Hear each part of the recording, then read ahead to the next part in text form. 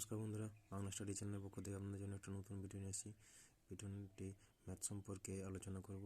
তো ভিডিওটি শেষ পর্যন্ত ওয়াচ করবেন, আশা করি খুব হেল্পফুল হবে। ভালো লাগলে লাইক কমেন্ট এবং শেয়ার করবেন।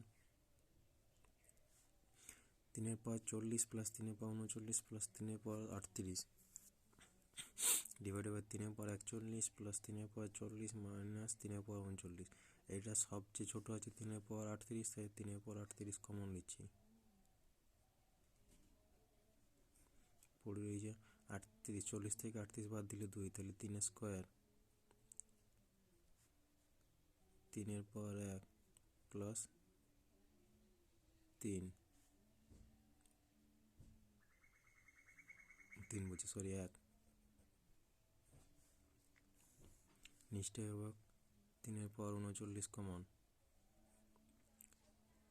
3 স্কোয়ার 3 × 1 মাইনাস 1,